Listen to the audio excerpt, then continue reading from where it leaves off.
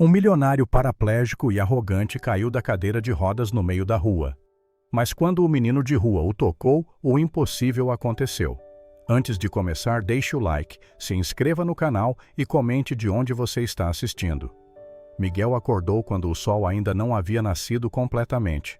O corpo doía dos dias dormindo no chão frio da praça, mas ele estava acostumado com aquilo. Aos 8 anos, já fazia quase 2 que vivia nas ruas, desde que a mãe morreu de uma doença que os médicos nunca explicaram direito. Ele se lembrava vagamente do velório rápido dos parentes distantes que apareceram por algumas horas, e depois sumiram, deixando-o sozinho no mundo. O menino se levantou, sacudiu a camisa surrada que usava há semanas e caminhou até a fonte da praça para lavar o rosto. A água estava gelada, mas refrescante. Bebeu alguns goles diretamente da torneira pública e depois seguiu para o seu ponto de sempre próximo à padaria, onde o cheiro de pão quente já começava a se espalhar pela rua. Dona Teresa chegou pouco depois empurrando seu carrinho cheio de flores. A senhora tinha quase 70 anos, o cabelo completamente branco preso num coque e sempre usava um avental florido por cima do vestido simples. "Bom dia, meu filho", ela disse ao ver Miguel sentado na calçada. "Já tomou café?" "Ainda não, Dona Teresa, mas tudo bem. Vou conseguir alguma coisa daqui a pouco." A senhora balançou a cabeça e tirou da bolsa um embrulho com 2 pães e um pedaço de queijo. "Toma aqui. Não quero ver você passando fome." Miguel o aceitou agradecido e comeu devagar, saboreando cada pedaço.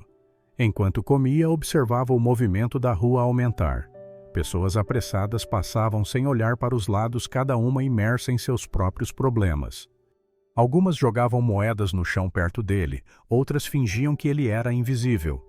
Por volta das 9 horas, Miguel foi até a banca de jornal do seu Joaquim.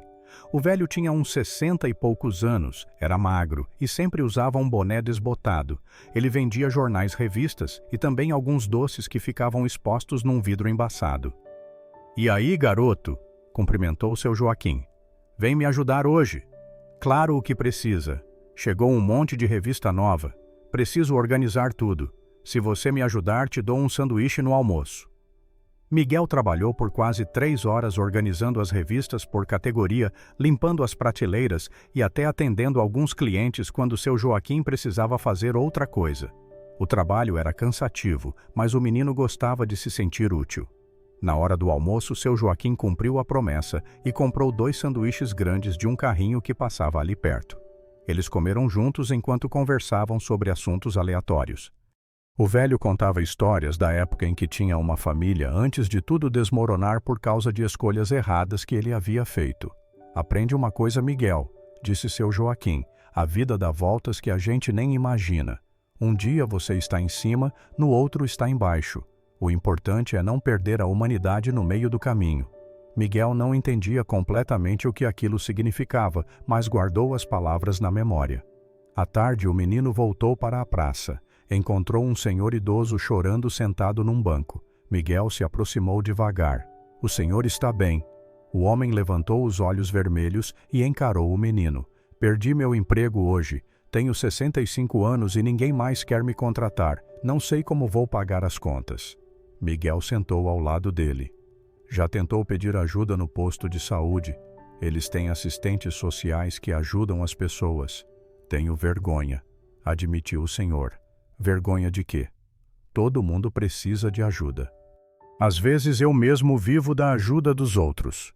O homem olhou para o menino e percebeu suas roupas rasgadas, os pés sujos dentro de um chinelo velho. "Você é muito novo para estar sozinho assim." Eu sei, mas vai melhorar um dia, tenho fé." Eles conversaram por mais meia hora até o senhor se acalmar. Antes de ir embora, ele ofereceu as poucas moedas que tinha no bolso para Miguel, mas o menino recusou. "Guarda para o senhor precisa mais do que eu." Enquanto o sol começava a se pôr, Miguel caminhou pelas ruas procurando um lugar seguro para dormir. Passou por vitrines de lojas caras, por restaurantes, onde pessoas bem vestidas jantavam, por prédios enormes, com porteiros que o enxotavam quando ele se aproximava. Acabou voltando para a banca do seu Joaquim. O velho já estava fechando, mas quando viu o menino fez um gesto com a cabeça. "Vai chover essa noite. pode dormir aqui embaixo da lona. Obrigado, seu Joaquim. Miguel se enrolou num papelão e tentou dormir. Conseguia ouvir os trovões ao longe e sentia o vento frio que anunciava a tempestade. Mas ali, protegido pela lona da banca, estava melhor do que muitos outros que dormiam completamente expostos. Longe dali, numa mansão enorme cercada por muros altos e câmeras de segurança, Eduardo Cavalcante estava sentado em sua cadeira de rodas diante de uma janela que dava para o jardim impecavelmente cuidado. Ele tinha 42 anos, cabelos começando a ficar grisalhos nas têmporas e um rosto marcado por uma expressão permanente de insatisfação. Havia 3 anos ele tinha sofrido o acidente, uma colisão frontal numa estrada, quando voltava de uma viagem de negócios. O outro motorista estava bêbado, invadiu a pista e bateu de frente. Eduardo sobreviveu, mas sua esposa não, e as pernas dele nunca mais funcionaram. Antes do acidente, ele já era um homem difícil, obcecado por trabalho e dinheiro, mas ainda tinha alguns momentos de humanidade. Ainda abraçava a esposa, ainda conversava com a filha. Depois do acidente, tudo isso morreu junto com sua capacidade de andar. Ele se fechou num casulo de amargura e raiva, culpando o mundo inteiro pela sua desgraça. Pai, vou sair com as minhas amigas, disse Clara aparecendo na porta do escritório. A menina tinha 16 anos. Era bonita como a mãe havia sido, mas carregava nos olhos uma tristeza profunda. Faça o que quiser, respondeu Eduardo sem olhar para ela. Não é como se eu pudesse te impedir. Por que você é assim? Porque não consegue ser legal comigo nem por um minuto. Eduardo girou a cadeira bruscamente e encarou a filha. Porque cansei de fingir, Clara. Cansei de fazer de conta que está tudo bem quando não está.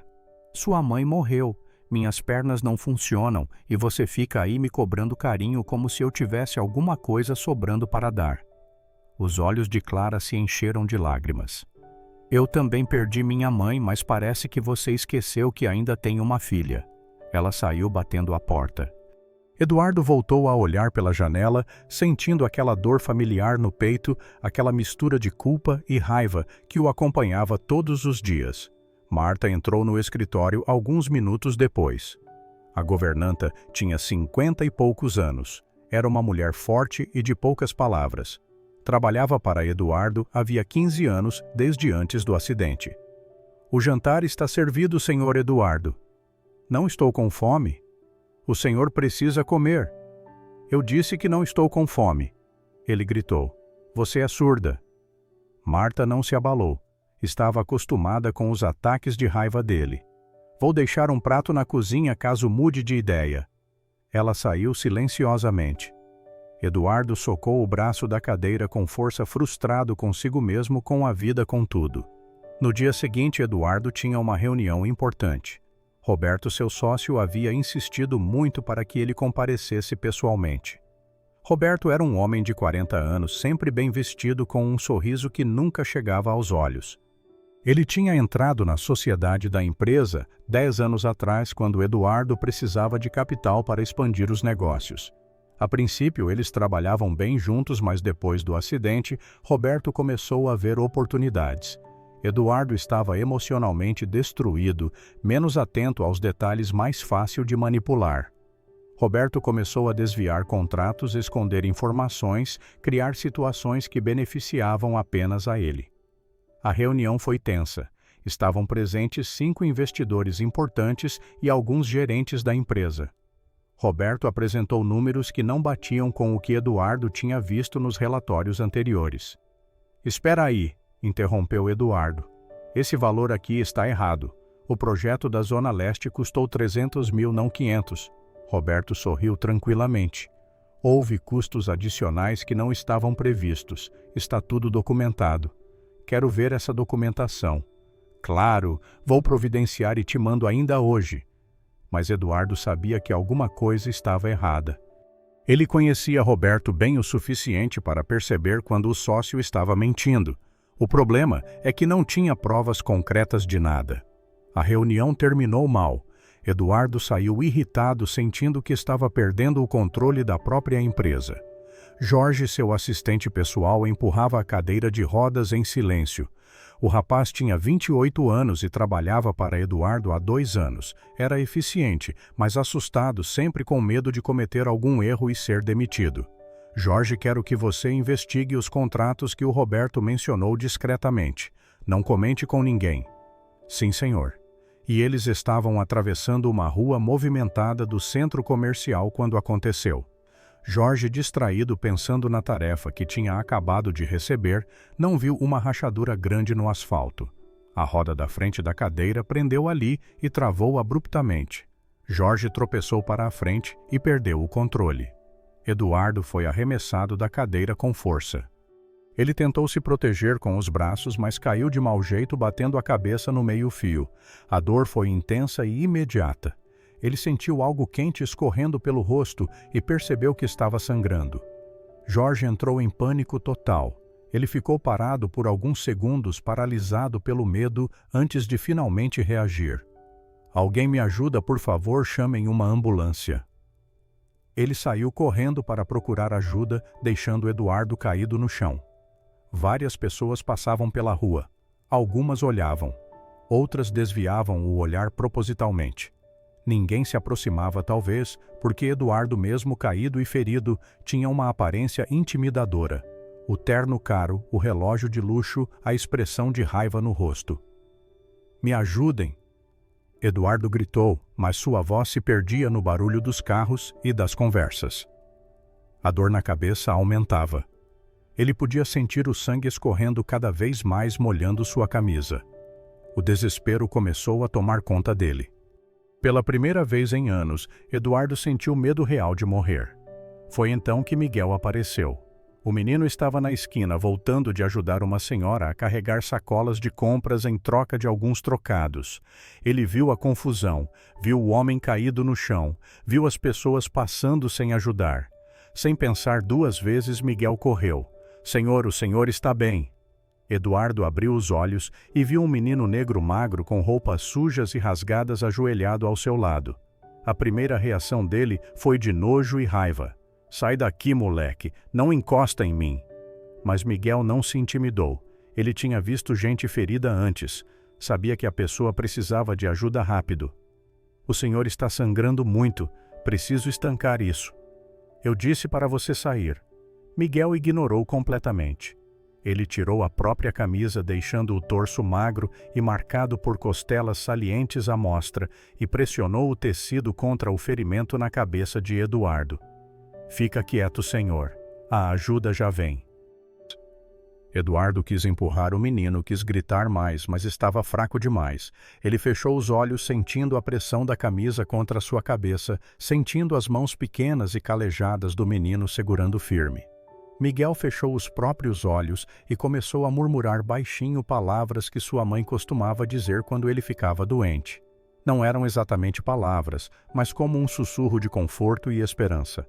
Ele não sabia explicar por que fazia aquilo, apenas sentia que deveria fazer. Algo estranho aconteceu naquele momento. Eduardo sentiu um calor intenso no local do ferimento, como se alguém tivesse colocado algo muito quente ali. O calor se espalhou pela cabeça, desceu pelo pescoço, percorreu todo o seu corpo. Era uma sensação estranha, mas não desconfortável, quase reconfortante. Quando Miguel abriu os olhos e afastou a camisa ensanguentada, ambos ficaram em choque. A ferida havia parado de sangrar completamente. Mais do que isso, a pele estava lisa, sem nenhum corte visível. Apenas o sangue seco indicava que algo tinha acontecido ali. Eduardo passou a mão pela cabeça incrédulo. Não havia ferimento nada. Era impossível. O que você fez? Ele sussurrou. Não fiz nada, senhor. Só pedi para o senhor ficar bem. Nesse momento, Jorge voltou correndo, seguido por 2 paramédicos com uma maca. Senhor Eduardo, desculpa, eu chamei a ambulância. Os paramédicos se aproximaram, mas Eduardo já estava se apoiando nos cotovelos, tentando se sentar. Eles ficaram confusos. Senhor, o rapaz disse que o senhor tinha batido a cabeça e estava sangrando muito. Estou bem, disse Eduardo rispidamente. Foi um exagero, me ajudem a voltar para a cadeira. Mas, senhor, precisamos examinar. Eu disse que estou bem. Relutantes, os paramédicos ajudaram a colocar Eduardo de volta na cadeira de rodas. Jorge checou se ele estava bem posicionado, ainda visivelmente nervoso. Vamos embora. Agora, ordenou Eduardo. Sim, senhor. Jorge começou a empurrar a cadeira em direção ao carro que estava estacionado ali perto. Eduardo olhou por cima do ombro e viu Miguel ainda ajoelhado no chão, segurando a camisa suja de sangue. O menino o observava com aqueles olhos escuros e profundos. Por um momento, Eduardo pensou em dizer alguma coisa, talvez agradecer, mas o orgulho foi mais forte. Ele virou a cabeça e deixou Jorge levá-lo embora. Miguel ficou ali parado observando o carro de luxo desaparecer no trânsito. Dona Teresa apareceu ao seu lado. Meu Deus, menino, você está sem camisa e coberto de sangue. O que aconteceu? Ajudei um homem que caiu, Dona Teresa, mas ele já está bem. Vem comigo. Vou te dar uma camisa do meu falecido marido que guardei e você precisa se lavar. Naquela noite, Eduardo não conseguiu dormir.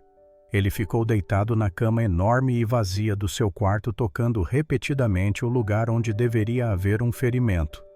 A pele estava completamente normal, sem nenhuma marca, sem nenhuma dor. Ele tentou racionalizar. Talvez o ferimento não fosse tão grave quanto pareceu. Talvez ele tivesse exagerado por causa do choque da queda. Mas ele se lembrava claramente da quantidade de sangue e da dor aguda da sensação de que algo grave havia acontecido, e aquele calor estranho que sentiu quando o menino colocou as mãos nele. Aquilo tinha sido real. Ele tinha certeza disso.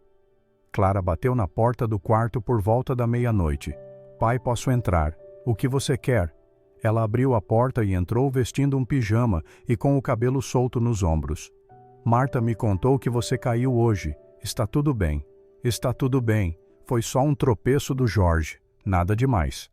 Clara se aproximou da cama e olhou para o pai com preocupação. Você está diferente. Parece não ser perturbado. Estou cansado, só isso. Vai dormir, Clara. Pai, eu sei que você ainda sofre por causa da mãe. Eu também sofro, mas a gente podia tentar se apoiar, sabe? Em vez de ficar cada um no seu canto. Eduardo olhou para a filha e por um breve momento seu rosto se suavizou. Mas então ele se lembrou de todas as decepções, de todas as perdas, e o muro voltou a se erguer.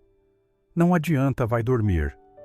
Clara suspirou e saiu do quarto. Eduardo voltou a ficar sozinho com seus pensamentos confusos. Os dias seguintes foram estranhos. Eduardo tinha reuniões, decisões a tomar, problemas a resolver, mas sua mente voltava constantemente para aquele menino sujo que o tinha ajudado na rua. Ele começou a ter sonhos onde via Miguel cercado por uma luz estranha, onde ouvia a voz suave do menino dizendo coisas que ele não conseguia entender ao acordar. Roberto percebeu que Eduardo estava distraído e aproveitou a situação. Ele apresentou novos contratos para a assinatura, documentos cheios de cláusulas escondidas que transferiam mais poder para ele.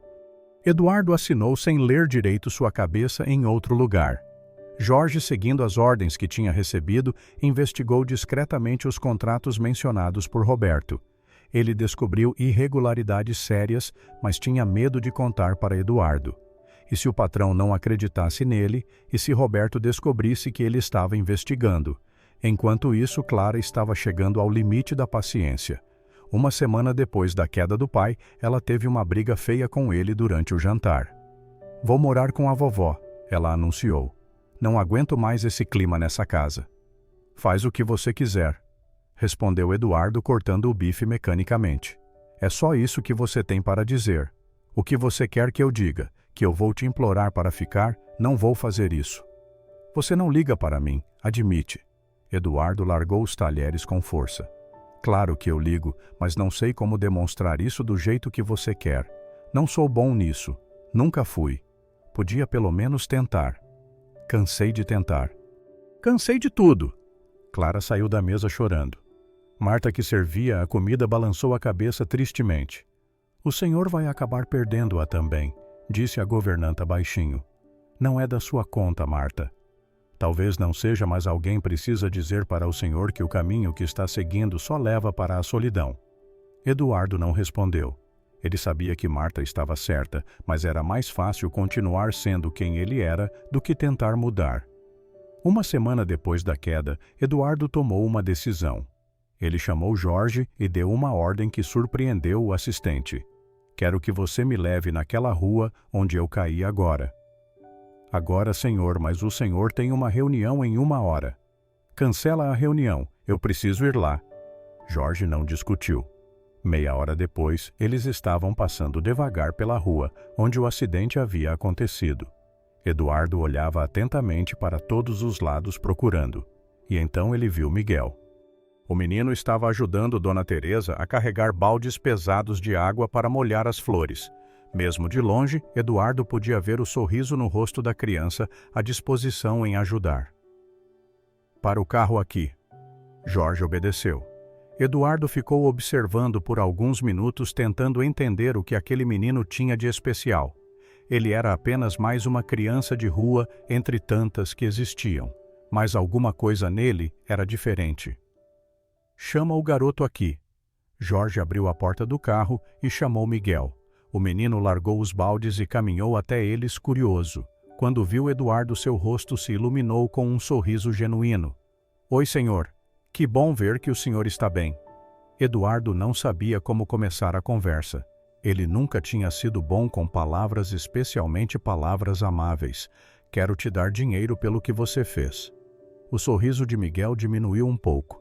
Não precisa, senhor. Eu só ajudei porque o senhor estava precisando. Todo mundo precisa de dinheiro, principalmente quem vive na rua. É verdade, mas o que eu fiz não tem preço. Não foi um trabalho, foi só o que tinha que ser feito. Eduardo ficou irritado com a resposta. Ele estava acostumado a resolver tudo com dinheiro, a comprar favores, lealdades, silêncios, e aquele menino estava recusando. Não seja idiota, garoto. Pega o dinheiro. R$ 1.000 é mais do que você consegue juntar em meses. Miguel balançou a cabeça. Não quero, senhor, mas obrigado pela oferta. Ah, por que não? Porque se eu aceitar, vou transformar uma coisa boa numa transação, e não é isso que eu quero. Eduardo não tinha resposta para aquilo. Ele ficou encarando o menino por alguns segundos, completamente desconcertado. Você é muito estranho para uma criança. Miguel riu. As pessoas falam isso mesmo. Acho que é porque eu não tenho mais nada a perder, então posso ser eu mesmo. Qual é o seu nome? Miguel. E o senhor? Eduardo. Eduardo Cavalcante. Prazer, senhor Eduardo. Eles ficaram em silêncio por um momento. Eduardo sentiu uma urgência estranha de continuar conversando, de não deixar o menino ir embora ainda, mas Jorge interrompeu, lembrando que eles tinham outros compromissos. A gente precisa ir, senhor. Eduardo acenou com a cabeça relutante. Até mais, garoto. Até mais, senhor Eduardo. Fica com Deus. O carro partiu. Eduardo ficou olhando pelo retrovisor até Miguel desaparecer de vista. Nos dias seguintes, Eduardo não conseguiu tirar o menino da cabeça. Ele usou seus contatos, suas conexões para descobrir mais sobre Miguel. Soube da morte da mãe. Soube que o menino não tinha nenhum parente próximo. Soube das dificuldades que ele enfrentava diariamente. Pela primeira vez em muito tempo, Eduardo sentiu algo além de raiva e autopiedade. Foi um sentimento pequeno, quase imperceptível, mas estava lá. Era algo parecido com culpa, misturado com admiração, misturado com uma tristeza que ele não conseguia nomear. Marta percebeu a mudança, por mais sutil que fosse. O senhor está mais quieto esses dias, ela comentou enquanto arrumava o escritório. Está pensando em quê? Eduardo hesitou. Ele nunca compartilhava seus pensamentos com ninguém, mas Marta era a única pessoa que tinha ficado ao seu lado depois de tudo. Conheci um menino de rua. Ele me ajudou quando eu caí. E não sei, ele me fez pensar em coisas que eu não pensava há muito tempo. Que tipo de coisas? Sobre como eu estou vivendo, sobre as escolhas que fiz, sobre quem eu me tornei. Marta parou o que estava fazendo e olhou para Eduardo com atenção. O senhor não gosta de quem se tornou. Não, mas também não sei como mudar. É mais fácil continuar assim. Nada que vale a pena é fácil, senhor Eduardo. Ela saiu do escritório, deixando Eduardo sozinho com seus pensamentos. Clara também notou algo diferente no pai. Ele começou a perguntar sobre os estudos dela, sobre as amigas, sobre os planos para o futuro. As perguntas eram mecânicas, como se ele estivesse seguindo um roteiro, mas pelo menos ele estava tentando. Como está a escola? Ele perguntou um dia durante o café da manhã. Clara olhou para ele surpresa. Está bem. Por quê? Desde quando você se interessa pela minha vida? Eduardo suspirou. Clara, eu sei que sou um pai péssimo, mas estou tentando, não sei. Estou tentando algo. Tentando o quê? Ser menos horrível, talvez? Era uma declaração estranha, mas vinda dele significava muito. Clara sentiu uma pontinha de esperança, mesmo que pequena.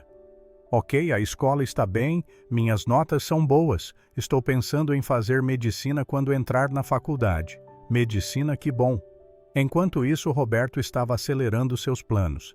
Ele tinha conseguido falsificar documentos suficientes para comprometer Eduardo perante os investidores.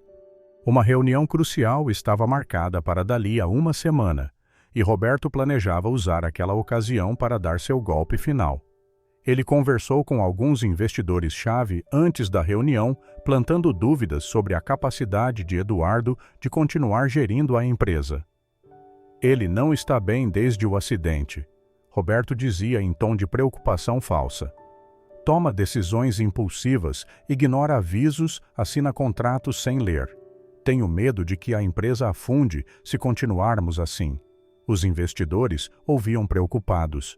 Eduardo Cavalcante tinha construído um império, mas um império podia desmoronar rapidamente nas mãos erradas.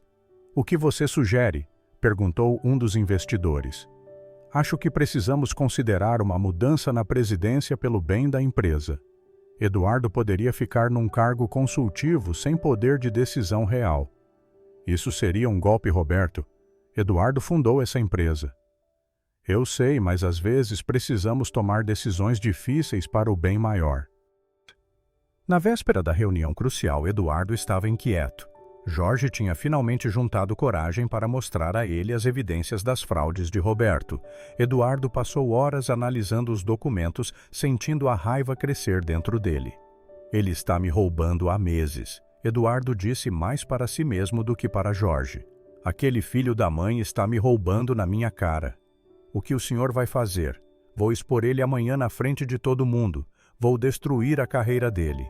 Mas mesmo enquanto dizia isso, Eduardo sentia um peso estranho no peito. Vingança costumava ser algo que o animava, que o fazia sentir poderoso, mas agora parecia vazio. Ele dispensou Jorge e decidiu sair para dar uma volta. Pediu para o assistente apenas levá-lo até aquela rua onde Miguel costumava ficar. Jorge achou estranho, mas obedeceu. Era fim de tarde quando eles chegaram. Eduardo ficou no carro, observando o movimento da rua, e então ele viu uma cena que o marcou profundamente. Um senhor idoso estava chorando sentado na calçada. Suas mercadorias estavam espalhadas pelo chão estragadas depois que um carro tinha passado por cima delas sem querer. O homem tinha perdido tudo o que tinha para vender naquele dia. Miguel estava ajoelhado ao lado dele conversando baixinho. Então, o menino tirou do bolso algumas moedas, claramente tudo o que ele tinha conseguido naquele dia, e colocou na mão do senhor. Toma, seu Valdir, não é muito, mas ajuda um pouco. Mas esse dinheiro é seu, menino. Você trabalhou o dia inteiro para conseguir. E daí o senhor também trabalhou, e agora está pior que eu. Aceita. O homem aceitou as moedas com lágrimas nos olhos e abraçou Miguel com força. Eduardo observava tudo de dentro do carro. Alguma coisa se quebrou dentro dele naquele momento. Ele viu um menino que nada tinha dividir o pouco que possuía com alguém em necessidade ainda maior, e percebeu o quanto ele, com todos os seus milhões, tinha se tornado pequeno e mesquinho. Pela primeira vez desde o acidente, pela primeira vez em anos, talvez Eduardo sentiu vontade de chorar, não de raiva ou autopiedade, mas de uma tristeza profunda pelo que tinha se tornado. Jorge, para o carro, senhor, eu disse para parar o carro. Jorge obedeceu assustado com o tom de voz. Eduardo abriu a porta e, para o choque total do assistente, começou a sair da cadeira de rodas. Seus braços estavam fortes de tanto usar a cadeira e ele conseguiu se arrastar para fora do veículo. Senhor Eduardo, o que o senhor está fazendo? Eduardo não respondeu. Ele começou a se arrastar pelo chão em direção a Miguel. As pessoas na rua pararam para observar a cena surreal. Um homem claramente rico vestindo roupas caras se arrastando pela calçada suja. Miguel viu Eduardo se aproximando e correu até ele. Senhor Eduardo, o que aconteceu? Por que o senhor está no chão? Eduardo chegou até Miguel e se apoiou nos joelhos ofegante. Seu terno estava sujo, seu orgulho estava em farrapos, mas ele não se importava. Eu preciso de você, ele conseguiu dizer. Do que o senhor precisa, está machucado. Não é isso, eu preciso. Preciso que você faça aquilo de novo. Ah, aquilo o quê? Aquilo que você fez quando eu caí com as suas mãos. Miguel ficou confuso. Mas o senhor não está ferido dessa vez. Estou ferido sim. Só que não é um ferimento que você consegue ver, é aqui dentro. Eduardo bateu no próprio peito com a mão fechada. Meu coração está doente, está cheio de raiva e amargura e ódio, e eu não aguento mais ser assim. Por favor, você pode curar isso também. As pessoas em volta observavam em silêncio. Jorge tinha saído do carro e estava paralisado sem entender nada. Miguel olhou nos olhos de Eduardo e viu ali uma dor genuína, um pedido real por ajuda. Eu não sei se posso curar o senhor dessa forma, disse Miguel honestamente. Isso que aconteceu da última vez eu não entendo como foi, mas posso tentar, por favor. Miguel se ajoelhou no chão sujo da calçada e colocou suas mãos pequenas sobre o peito de Eduardo. Ele fechou os olhos e ficou quieto por alguns instantes. Desta vez, foi diferente. Eduardo não sentiu calor, não sentiu nada físico, mas sentiu algo muito mais profundo. Foi como se alguém tivesse acendido uma luz num cômodo escuro da sua alma, um cômodo que estava trancado há muito tempo. Ele se viu como realmente era. Viu sua amargura, seu egoísmo, sua crueldade. Viu como tinha machucado Clara, como tinha desperdiçado a lealdade de Marta, como tinha se fechado para todo e qualquer tipo de afeto. E sentiu uma dor tão grande que começou a chorar. Não era um choro silencioso, eram soluços profundos, anos de dor e raiva saindo de uma vez só. Miguel manteve as mãos sobre o peito dele quieto, apenas presente. As pessoas em volta não sabiam o que fazer. Algumas se afastaram desconfortáveis com aquela demonstração pública de emoção. Outras ficaram observando tocadas pela cena. Quando Eduardo finalmente parou de chorar, ele se sentiu vazio, mas de um jeito bom, como se tivesse carregado um peso enorme por tanto tempo que já nem percebia mais e agora finalmente tinha se libertado dele. Obrigado, ele sussurrou para Miguel. O senhor está melhor. Estou. Não sei explicar, mas estou. Jorge se aproximou cautelosamente. Senhor Eduardo, o senhor quer que eu chame alguém, um médico. Não precisa. Só me ajuda a voltar para a cadeira. Com a ajuda de Jorge e de mais 2 pessoas que se ofereceram, Eduardo voltou para a cadeira de rodas. Ele olhou para Miguel. Como eu posso te agradecer?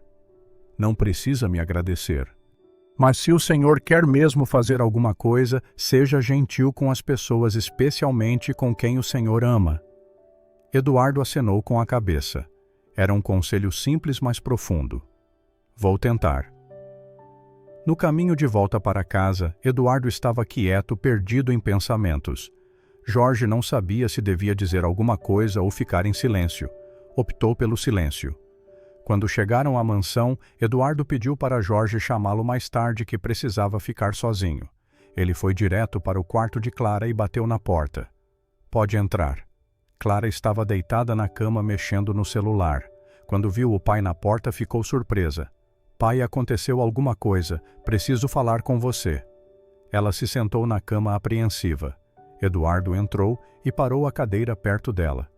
Eu sei que fui um pai horrível, principalmente depois que sua mãe morreu. Eu me fechei e te deixei sozinha quando você também estava sofrendo. E sinto muito por isso. Clara ficou boquiaberta. Ela nunca tinha ouvido o pai pedir desculpas por nada. Eu não sei o que dizer. Não precisa dizer nada. Só preciso que você saiba que eu te amo. Sempre amei mesmo quando não conseguia demonstrar. E quero tentar ser um pai melhor. Não sei se vou conseguir, mas quero tentar. As lágrimas começaram a correr pelo rosto de Clara. Eu também te amo, pai, e quero que a gente tente. Eu não esperava a perfeição, só esperava que você estivesse presente. Eduardo abriu os braços e Clara se jogou neles, abraçando o pai pela primeira vez em anos. Eles ficaram assim por um longo tempo chorando juntos, começando a curar feridas antigas. Depois, Eduardo procurou Marta. A governanta estava na cozinha preparando o jantar. Marta, preciso falar com você. Ela se virou preocupada com o tom sério. Sim, senhor Eduardo. Quero te agradecer por todos esses anos, por ter aguentado meu comportamento horrível, por ter ficado quando qualquer outra pessoa teria ido embora. Você é muito mais do que uma empregada. Você é família.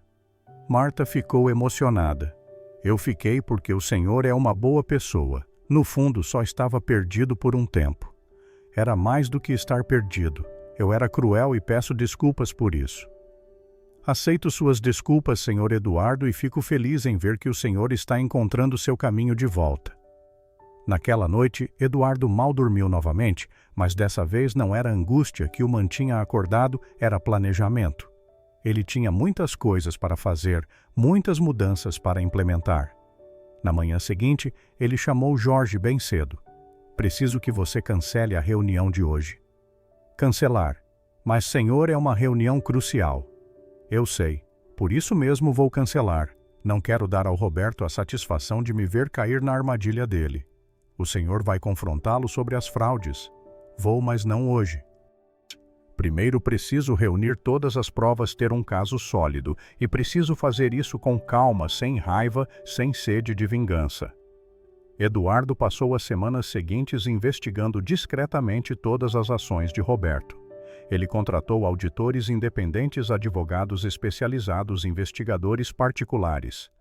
Cada vez que descobria uma nova evidência, em vez de sentir raiva, sentia apenas uma tristeza profunda pela ganância que corrompia as pessoas. Enquanto isso, ele começou a reconstruir seu relacionamento com Clara. Eles jantavam juntos todas as noites, conversavam sobre o dia, sobre os planos dela para o futuro. Eduardo descobriu que tinha uma filha inteligente, engraçada, cheia de sonhos.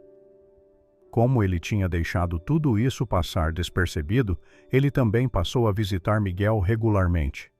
Levava comida, roupas, cobertores, conversava com o menino, ouvia suas histórias, aprendia com sua visão simples mas profunda sobre a vida. Por que você é tão feliz? Eduardo perguntou um dia. Você não tem nada. Dorme na rua, passa fome, não tem família. Como você consegue sorrir? Miguel pensou por um momento. Acho que é porque eu não fico pensando no que não tenho. Penso no que tenho. Tenho a Dona Teresa que me dá comida.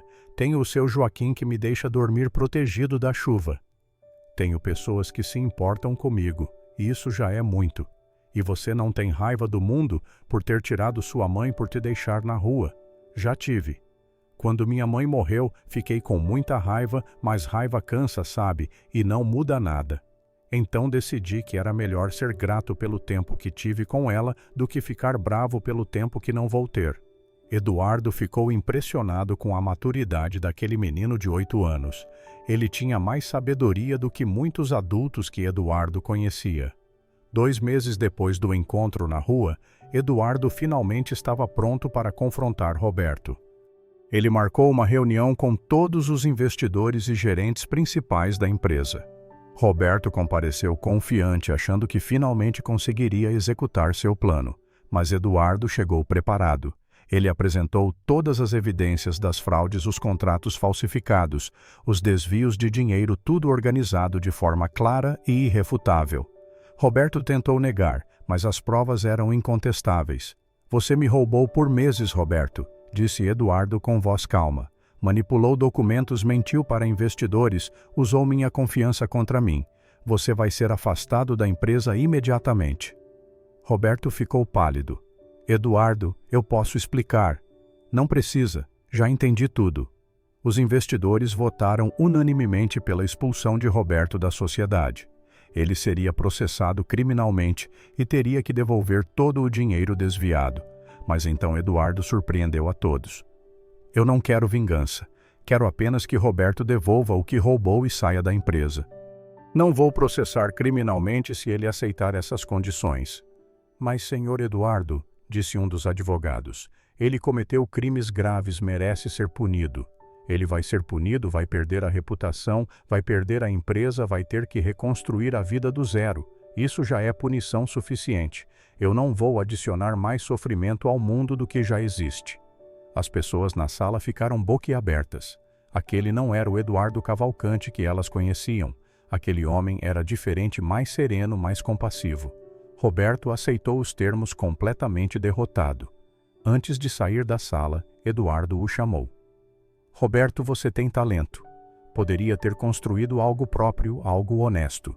Espero que você aprenda com isso e faça melhores escolhas daqui para frente. Depois que todos saíram, Jorge se aproximou de Eduardo. Senhor, posso fazer uma pergunta? Claro. O que aconteceu com o senhor? O senhor está diferente.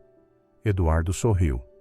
Encontrei alguém que me lembrou do que é ser humano e decidi tentar ser uma pessoa melhor. Nos dias seguintes, Eduardo começou a estruturar um projeto que vinha planejando há semanas. Ele criou uma fundação dedicada a tirar crianças das ruas e oferecer educação, moradia e cuidados médicos. A fundação levaria o nome de sua falecida esposa, Amanda. Ele comprou um prédio grande, contratou educadores, assistentes sociais, psicólogos, reformou tudo para criar um ambiente acolhedor e seguro. E então foi pessoalmente buscar Miguel para ser a primeira criança acolhida. Miguel, quero te fazer uma proposta, disse Eduardo quando encontrou o menino na praça. Que proposta? Criei uma fundação para ajudar crianças que vivem nas ruas. Quero que você seja o primeiro a entrar no programa. Você teria uma cama, comida todo dia, poderia ir para a escola. Teria roupas novas. Miguel ficou em silêncio por um momento. E os outros, as outras crianças que vivem aqui comigo? Vou acolher todos, mas preciso fazer isso aos poucos. Você seria o primeiro, mas não o último. E a dona Teresa e o seu Joaquim. Já conversei com eles, ofereci empregos na fundação. A dona Teresa vai cuidar das plantas e ensinar jardinagem para as crianças.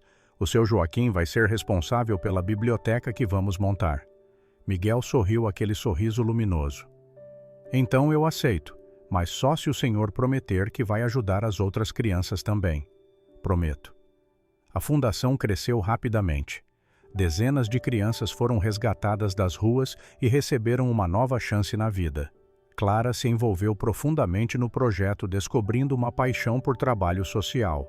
Ela passava tardes inteiras na fundação, ajudando com os deveres de casa, organizando atividades, conversando com as crianças. Marta assumiu a supervisão da casa, garantindo que tudo funcionasse bem. Ela tratava cada criança com o carinho de uma avó, consolando pesadelos, curando feridas, oferecendo abraços quando necessário. Eduardo visitava a fundação todos os dias. Ele conversava com as crianças, participava das refeições, ajudava com as atividades. Pela primeira vez em anos, ele sentia que estava fazendo algo que realmente importava. Miguel se adaptou rapidamente à nova vida. Ele frequentava a escola regularmente e se destacava especialmente em português e história, mas continuava sendo a mesma criança bondosa e generosa. Quando chegavam crianças novas na fundação, assustadas e desconfiadas, era Miguel quem as acolhia, mostrava o lugar, explicava as regras, oferecia amizade. Um dia, quase 6 meses depois de tudo ter começado, Clara encontrou o pai sozinho no jardim da fundação. Em que você está pensando, pai? Em como a vida dá voltas estranhas. Há alguns meses eu era uma pessoa miserável. Tinha dinheiro, mas não tinha nada que realmente importava. Agora tenho propósito. Tenho você de volta. Tenho a chance de fazer diferença na vida dessas crianças. Você acha que teria mudado se não tivesse encontrado o Miguel? Eduardo pensou por um longo momento. Não sei, talvez eventualmente, ou talvez eu tivesse continuado naquele caminho de amargura até morrer sozinho e infeliz. O Miguel foi um catalisador. Ele me mostrou que ainda havia bondade no mundo, que ainda havia esperança, e me fez querer ser digno de estar perto dessa bondade. Você nunca mais andou, né? Não, e está tudo bem. Eu pensei que o milagre era sobre andar novamente, mas o verdadeiro milagre foi sobre aprender a viver de verdade mesmo sem as pernas funcionando. Clara abraçou o pai. Eu tenho orgulho de você. E eu tenho orgulho de você, filha de quem você se tornou, apesar de ter um pai tão difícil. Naquela noite, houve uma celebração na fundação. Era o aniversário de 10 anos de uma das crianças acolhidas, uma menina chamada Beatriz. Havia bolo, decoração, presentes. Todas as crianças cantaram parabéns e Beatriz apagou as velhinhas com um sorriso enorme no rosto. Eduardo observava tudo de sua cadeira, Marta ao seu lado. Nunca pensei que veria o senhor assim, disse a governanta, tão em paz. Eu também não. Passei tanto tempo preso na minha própria dor que esqueci que existia vida além dela. O Miguel é um menino especial. Mas acho que ele é especial porque nunca perdeu a capacidade de se importar com os outros, mesmo quando o mundo não se importava com ele. Isso é um tipo de força que eu não tinha. Miguel se aproximou dele segurando um pedaço de bolo. Senhor Eduardo quer um pedaço. Claro, Miguel. O menino entregou o bolo e ficou ali parado observando a festa. Obrigado, disse Miguel de repente. Por quê? Por ter feito tudo isso, por ter dado um lar para mim e para as outras crianças. Por ter se tornado uma pessoa legal. Eduardo sentiu os olhos marejarem. Eu que deveria agradecer. Você me salvou naquele dia, e não estou falando só da ferida na cabeça, você salvou minha alma. Miguel sorriu e saiu correndo para brincar com as outras crianças. Eduardo ficou observando, sentindo uma gratidão profunda por tudo que tinha acontecido. Os meses seguintes trouxeram mais crescimento para a fundação. Eles abriram uma segunda casa para acolher mais crianças. Criaram parcerias com escolas e hospitais. Começaram programas de capacitação profissional para os adolescentes. A Fundação Amanda Cavalcante se tornou referência em assistência social. Eduardo também reconstruiu completamente seus negócios. Ele implementou práticas éticas rigorosas, criou programas de responsabilidade social, garantiu que seus funcionários tivessem boas condições de trabalho. A empresa continuou lucrativa, mas agora operava de forma justa e transparente. Clara decidiu que queria estudar psicologia em vez de medicina. Ela queria trabalhar com crianças traumatizadas, ajudar a curar feridas emocionais. Eduardo apoiou completamente a decisão e ficou orgulhoso quando ela foi aprovada numa universidade excelente. Jorge, que tinha sido apenas um assistente assustado, cresceu na empresa. Eduardo o promoveu e lhe deu mais responsabilidades. O rapaz floresceu com a confiança depositada nele e se tornou um dos executivos mais confiáveis da organização. Dona Teresa e seu Joaquim encontraram um novo propósito na fundação. Eles não eram apenas funcionários, eram membros essenciais da família que estava sendo construída ali. As crianças os amavam e recorriam a eles para conselhos, conforto e histórias. Um ano depois daquele encontro na rua, Eduardo organizou uma pequena celebração. Ele reuniu todos na fundação e fez um discurso. Há um ano eu era um homem quebrado não fisicamente apenas, mas espiritualmente. Tinha perdido a capacidade de amar, de se importar, de ver o bem nas pessoas. Então conheci um menino que me mostrou que ainda havia luz no mundo. Miguel não fez nada de extraordinário, ele apenas foi gentil quando ninguém mais foi. E essa gentileza mudou tudo. Ele olhou para Miguel, que estava sentado na primeira fileira. Eu criei essa fundação porque queria retribuir o que você fez por mim, mas descobri que retribuir não é possível. Não existe forma de pagar bondade com dinheiro ou gestos. A única forma de retribuir bondade é espalhá-la.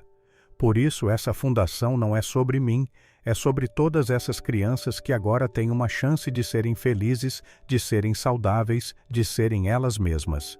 As pessoas aplaudiram. Eduardo continuou. Eu nunca vou andar de novo. Essa é a realidade. Mas aprendi que não preciso de pernas funcionando para ter uma vida significativa. Preciso de propósito, preciso de amor, preciso de conexão com outras pessoas e tenho tudo isso agora. Então, de certa forma, o milagre aconteceu. Só não foi o milagre que eu esperava. Foi muito melhor. Depois do discurso, houve música, dança, comida. As crianças brincavam pelo jardim, suas risadas enchendo o ar. Eduardo observava tudo sentindo uma paz profunda. Mais tarde, quando a maioria já tinha ido embora, Miguel se sentou no chão ao lado da cadeira de Eduardo. Senhor Eduardo, posso perguntar uma coisa? Claro. Por que o senhor acha que aquilo aconteceu, a ferida que curou sozinha? Eduardo pensou cuidadosamente antes de responder. Não sei. Talvez tenha sido um milagre de verdade, ou talvez tenha sido só uma coincidência médica estranha. Mas sabe de uma coisa? Não importa. O que importa é que aquele momento me despertou, me fez questionar tudo o que eu era e me deu coragem para mudar. Então, seja lá o que tenha sido, sou grato. Eu também sou grato, disse Miguel. Porque antes eu só tinha a rua e agora tenho uma família. Você sempre teve família, Miguel. Tinha a Dona Teresa, o seu Joaquim, todos aqueles que se importavam com você. Só que agora tem um lugar físico para chamar de lar. É verdade, mas o senhor também faz parte da minha família agora. Eduardo sentiu um aperto no peito do tipo, bom, e você faz parte da minha. Eles ficaram ali sentados em silêncio confortável, observando as estrelas que começavam a aparecer no céu. Nos anos seguintes, a história de Eduardo e Miguel se tornou conhecida. Jornais escreveram sobre a transformação do empresário que criou uma das maiores fundações de assistência social do país. Mas Eduardo nunca buscou fama. Ele continuou fazendo seu trabalho silenciosamente focado em resultados reais, não em reconhecimento. Miguel cresceu na fundação. Ele se tornou um adolescente responsável, ajudando a cuidar das crianças mais novas, servindo de modelo para elas. Suas notas na escola eram excelentes e ele já falava em querer estudar educação social quando chegasse à universidade. Clara se formou em psicologia e voltou para trabalhar na fundação em tempo integral. Ela abriu uma clínica dentro da instituição, oferecendo atendimento psicológico gratuito para todas as crianças. Seu trabalho era transformador e ela encontrou realização completa ali. Eduardo nunca voltou a ser aquele homem amargo e cruel. Claro que tinha dias difíceis, momentos de frustração, discussões ocasionais, mas era fundamentalmente diferente. Tinha aprendido a valorizar as pessoas, a expressar afeto, a pedir desculpas quando errava. Marta continuou sendo a cola que mantinha tudo unido. Ela gerenciava a casa com eficiência, mas também oferecia sabedoria e conforto quando necessário. As crianças a chamavam de vovó, e ela adorava cada uma como se fossem seus próprios netos. A fundação salvou centenas de crianças ao longo dos anos, cada uma com sua história única de dor e resiliência, e cada uma encontrando ali um lugar seguro para curar, crescer e sonhar. Eduardo frequentemente pensava naquele dia na rua quando tudo mudou. Ele pensava em como um momento de vulnerabilidade, de estar completamente quebrado no chão, tinha sido o ponto de virada da sua vida. Pensava em como Miguel, uma criança que nada possuía, tinha dado a ele algo infinitamente valioso. Ele nunca soube explicar exatamente o que tinha acontecido naquele dia, se tinha sido um milagre literal ou apenas uma combinação estranha de circunstâncias, mas sabia o que o milagre real tinha sido. Não foi a cura da ferida na cabeça, foi a cura do seu coração. Foi aprender a amar novamente, a se importar novamente, a viver novamente. E percebeu que era isso que importava no final. Não quanto dinheiro você tinha, não quão rico você era, não se suas pernas funcionavam ou não. O que importava era a diferença que você fazia na vida das pessoas ao seu redor. Era o amor que você dava e recebia. Era a conexão humana genuína. Eduardo estava sentado no jardim da fundação numa tarde ensolarada quando teve essa clareza final. Clara estava ali perto conversando com algumas crianças. Miguel jogava bola com um grupo de meninos. Marta regava as plantas que Dona Teresa tinha ensinado as crianças a cultivar. Seu Joaquim lia em voz alta para um círculo de crianças atentas. Tudo ali era simples, mas era bonito. Era real, era o que a vida deveria ser. Eduardo fechou os olhos e sentiu o sol no rosto. Sentiu gratidão pela segunda chance que tinha recebido. Gratidão por Miguel ter tido coragem de ajudar um estranho mal-humorado na rua. Gratidão por ainda estar vivo para fazer a diferença. Quando abriu os olhos novamente, viu Miguel correndo em sua direção, suado e sorridente. Senhor Eduardo quer jogar bola com a gente. Eduardo riu. Não sei se você percebeu, mas estou numa cadeira de rodas. E daí, a gente coloca o senhor no gol. Vai ser divertido. Está bom, vamos lá. Eles empurraram a cadeira até o pequeno campo improvisado no jardim. Eduardo se posicionou como goleiro e as crianças começaram a chutar bolas na direção dele. Ele defendia, algumas outras passavam, mas todo mundo ria e se divertia. Ali naquele momento simples de uma tarde qualquer, Eduardo Cavalcante era completamente feliz. Não porque tinha recuperado suas pernas, não porque tinha feito fortuna, mas porque tinha encontrado algo muito mais valioso. Tinha encontrado propósito, amor e redenção. E tudo tinha começado quando um menino de 8 anos decidiu ajudar um estranho caído na rua, um pequeno ato de bondade que tinha se transformado em ondas de mudança que tocaram centenas de vidas. Eduardo percebeu então que milagres não eram necessariamente eventos sobrenaturais impossíveis de explicar. Às vezes, milagres eram apenas pessoas decidindo ser gentis quando seria mais fácil passar reto. Eram pessoas escolhendo o amor em vez do ódio, a compaixão em vez da indiferença, a esperança em vez do desespero. Miguel tinha sido seu milagre, e Eduardo esperava que a fundação e tudo que construíram ali fosse o milagre de outras pessoas. A vida continuou como sempre continua. Houve desafios, obstáculos, momentos difíceis, mas Eduardo enfrentou tudo com uma perspectiva completamente diferente. Ele não estava mais preso em sua própria dor. Estava livre para viver plenamente, para amar profundamente, para fazer a diferença consistentemente. E no final, quando olhava para trás e via o caminho percorrido, Eduardo sabia que não mudaria nada. Até mesmo o acidente, até mesmo a paralisia faziam parte da jornada que o tinha levado até ali. Tinham sido necessários para quebrar seu orgulho, para destruir a pessoa ruim que ele tinha se tornado, para permitir que algo novo e melhor surgisse das cinzas.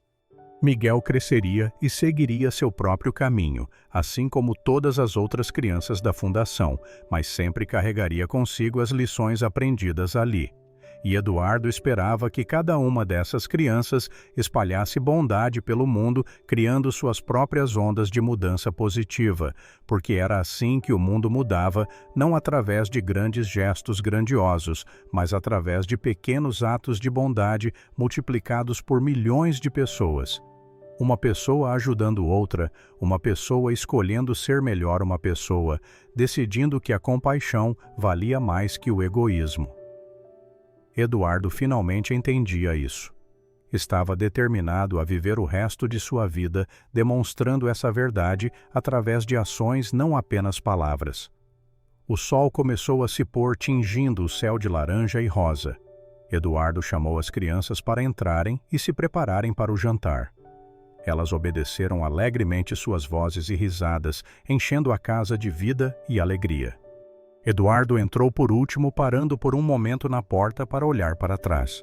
O jardim estava quieto agora, as sombras se alongando no chão, mas ele podia imaginar o quanto aquele lugar estava diferente de um ano atrás, de como tinha se transformado de um terreno vazio num lar cheio de esperança. E então ele entrou, fechando a porta suavemente, pronto para mais um jantar com sua família estendida, mais uma noite de histórias e risadas, mais um dia de uma vida que finalmente tinha significado real. O milagre tinha acontecido não da forma que ele esperava, mas da forma que ele precisava. E Eduardo Cavalcante, o homem que tinha tudo e nada ao mesmo tempo, finalmente tinha encontrado o que realmente importava.